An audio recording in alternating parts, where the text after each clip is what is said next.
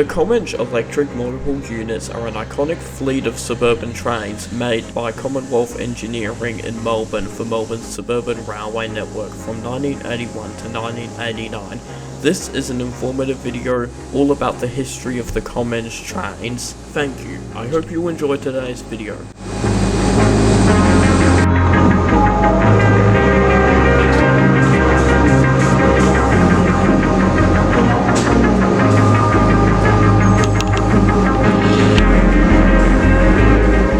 The history of these trains date back to 1979 when the Victorian Railways, which have been trading as VicRail since 1974, looked at Commonwealth Engineering to build 100 new free-carriage Comeng sets for the suburban network in Melbourne. The Comeng trains were ordered to replace the last of the wooden-bodied Tait trains which have been running since 1910, and a majority of the steel-bodied Harris trains which has been running since 1956.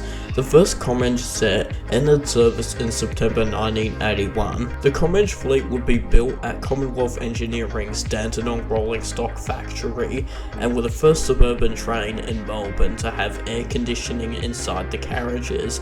Along with that, they also have automatically closing doors and comfortable air suspension.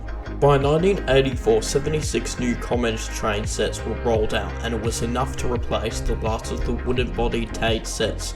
Following a failed attempt by VicRail to refurbish a quarter of the Harris fleet, more Comeng sets were ordered, and a total of 190 sets were built. When VicRail was split up on 1st of July 1983, with V-Line taking over the regional network and the Met taking over the suburban network, all of the Comeng fleet were repainted into the Met branding and livery. The last of the Harris electric multiple units retired in 1988, and in the following year, the last of the Comeng fleet had finally been rolled out. Throughout the 1990s, the Comeng fleet formed the core of the Melbourne train network, along with their non-air conditioned Hitachi trains.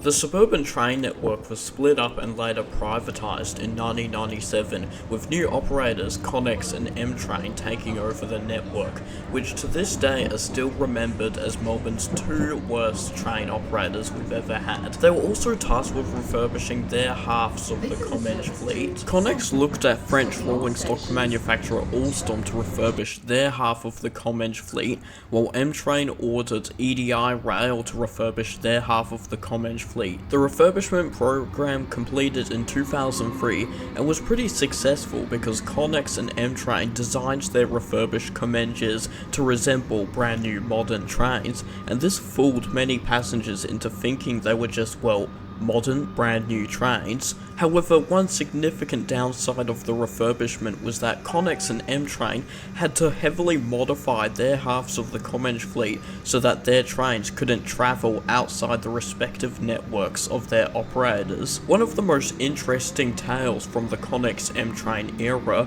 was on Monday, 3rd of February 2003, when an M-Train refurbished Comeng, which had just completed a post-peak hour evening service to Broadmeadows, rolled away from Broadmeadows and smashed head-on into a V-Line H-type regional set at Spencer Street later that night.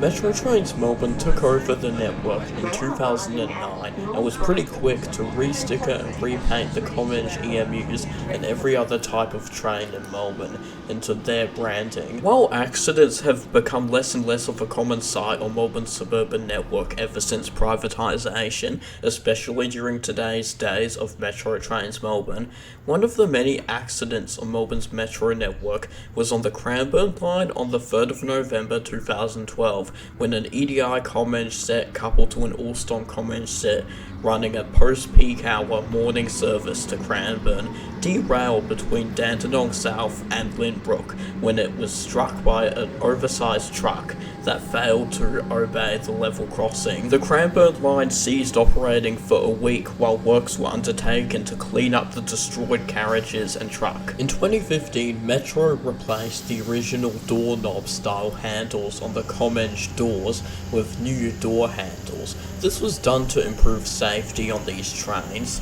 From 2017 to 2021, Metro undertook the life extension refurbishment on the Comeng fleet. This refurbishment was split into stages.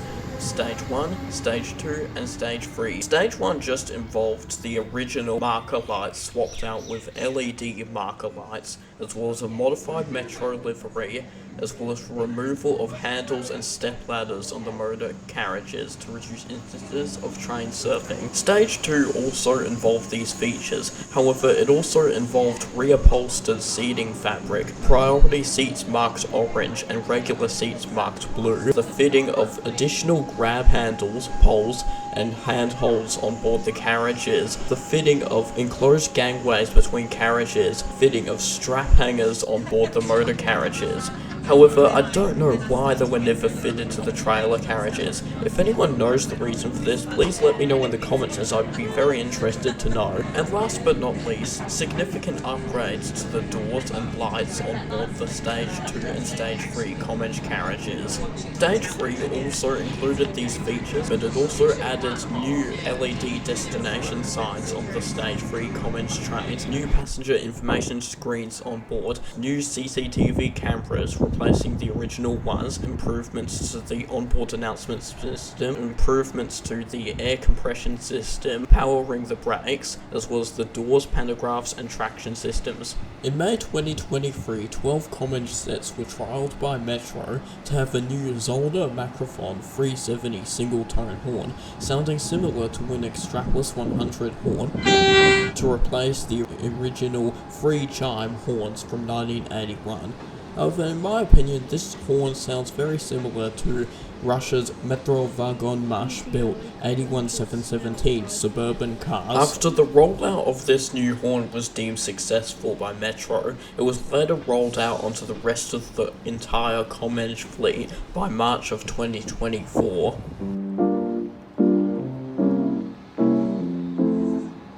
The Comeng EMUs were getting pretty old by 2018, so as a result, Metro Trains Melbourne turned to CRRC to build the high-capacity Metro trains, but not just the opening of the Metro tunnel, but to replace all of the Stage 1 and ironically some Stage 2 Comeng sets, which are the oldest half of the fleet.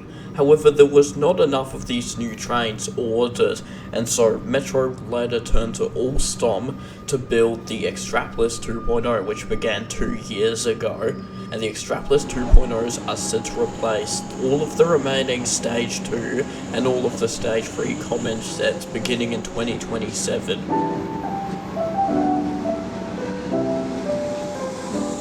With the Comeng fleet having served well for 45 years, let's now look at some obscure tales from their history. During what might have been the procurement phase for the Comeng fleet, the Victorian Railways designed this concept art for what they initially thought the Comeng were going to look like. I'm not sure why it never came to be, but it might have been rejected by the Victorian Railways in favour of the design we see today on these trains. The first M-train refurbished Comeng actually appeared in the green and gold Met livery, but the livery was heavily modified on these carriages instead of the M-train livery. It wasn't until 2001 when it went into service and received the blue, white and yellow M-train livery. The first Connex refurbished Comeng sets actually had a thick black trimming around the front windows on the driver's cabs.